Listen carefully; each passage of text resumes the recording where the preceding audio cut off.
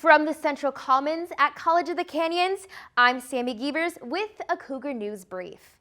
To have a high-speed rail in California has been a fight for decades, but after alternate routes, lawsuits, environmental studies, and political deals, the bullet remains locked in its chamber. But Santa Clarita is safe from that line of fire. Reporter Aaron Lanuza has more on the latest high-speed rail news. The high-speed rail company won't be making its way through the Santa Clarita Valley any longer. Talk of the newest 5 route segments filled the halls in the Anaheim Convention Center last meeting. The 2016 business plan was presented to the High-Speed Rail Board of Directors. Since late February, when the draft business plan came out, there is a 60-day comment period where we hear from the public. We hear about the pros and cons, what they like or do not like about our draft business plan. Making the past several meetings stretch upwards of 5 hours or more. There's a lot of communities that feel like they're going to be negatively impacted. There will always be some dislocation. It's unavoidable because any large-scale infrastructure project will have an impact, certainly in the immediate area. But some still shake their head to this as the project moves forward. It's the most complex transportation project in America, for sure, by a long shot. Maybe the largest construction project envisioned in the States right now. The Board of Directors is expected to adopt a finalized draft of the 2016 business plan on April 21st in San Jose, where residents are welcome to attend for public commenting. So go to our website, that's www.hsr.ca.gov, and right on the homepage you'll see an icon for our business plan. Once the drafted business plan is finalized, the bill will be going to California State Legislature on May 1st, and major construction will begin in Central Valley to Silicon Valley. However, this doesn't mean Southern California will be receiving any less help as they begin the start of this project section. In fact, a lot of funding is going to be improving the local existing rail systems here in Southern California. That includes Palmdale to Burbank, LA Anaheim, and a lot of your local transit systems like Metrolink, the Regional Connector, the Script project at LA Union Station. The High-Speed Rail Authority is investing heavily in these corridors, like the Los Angeles Metro station seen here, so that they will run more efficiently and with cleaner energy by 2029, the year the high-speed rail reaches working order. Don't forget to check out more of our stories in and of the Santa Clarita Valley by going to cougarnews.com. Until next time, I'm Aaron Lanuza. With summer fast approaching and more time being spent outdoors, make fire safety a topic of your next family discussion. Here's Jake Barabas with more on the Newhall fire. The smell of smoke and the sound of chopper blades were a rude awakening for many Santa Clarita residents as a fire broke out in Valencia this morning. The fire broke out near Copper Hill Drive and Newhall Ranch shortly after 7 a.m.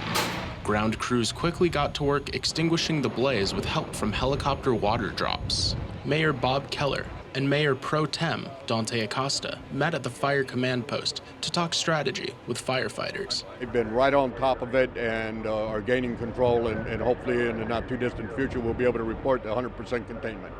In total, it took 200 firefighters and 4 choppers to contain the blaze, which scorched 32 acres. But the outcome could have been much worse, given today's conditions. They come out here and jump on this thing quickly, thank goodness, because with the winds that we have right now, that I understand are going up to 50 to 60 miles per hour, gust occasionally, Lord knows what could have happened with this fire. With weather heating up and brush becoming drier each day, today should serve as a reminder for families to be fire ready. So with summer coming up, you do want to have an evacuation plan in place. You want to have ways to contact your family. You want to have everything packed that you know that you may need to take important documents and things like that, ready to go at a moment's notice. Reporting for Cougar News in Valencia, I'm Jake Barabas. Continuing the trend of fires, a blaze broke out in Gorman Tuesday that caused firefighters to battle flames fueled by high winds. Over a dozen stations responded to the 2-alarm fire that took over 3 hours to take out. The fire had burned about 101 acres before being fully contained.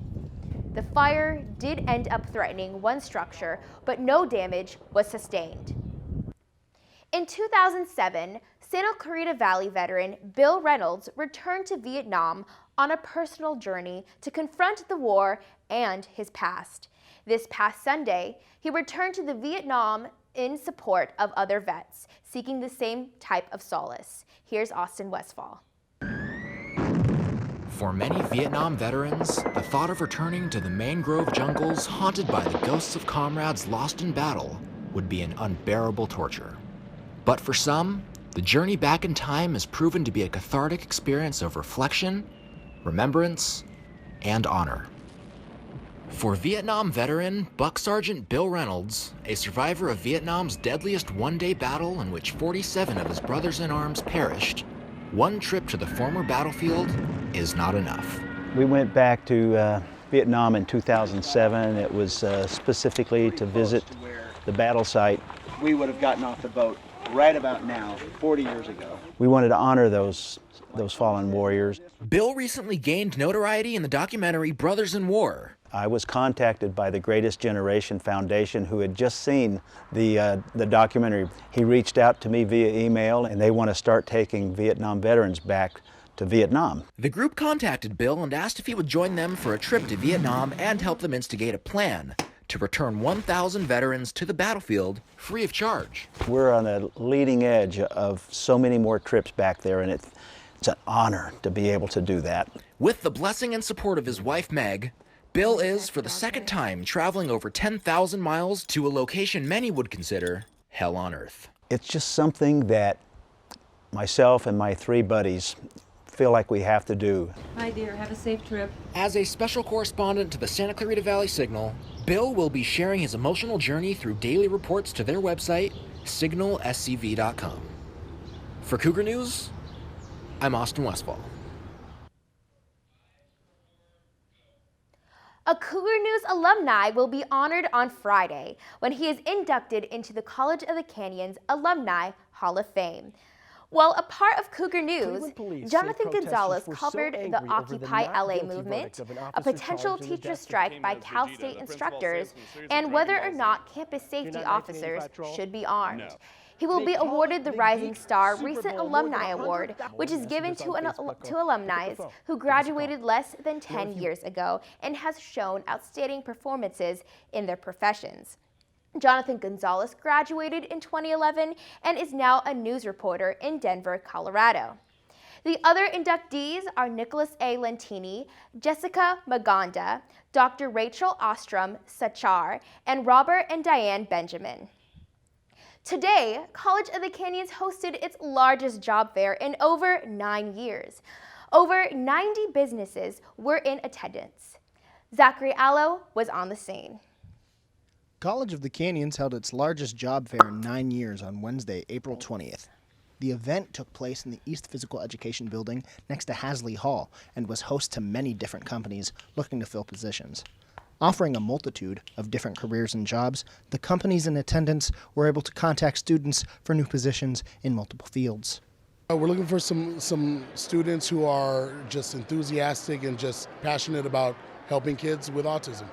Alex Williams is from the Center for Autism and Related Disorders and cares about helping kids. There were plenty of other options, however, if that didn't pique your interest. Opportunities in the media, as well as law enforcement, highlighted the event.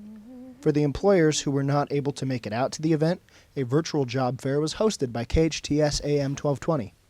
Yeah, the virtual job fair is basically employers who couldn't be here today, so they hired us to kind of just have a presence and get more resumes without having to be here. Applicants were able to find out more about companies not able to attend the event and upload their resumes online.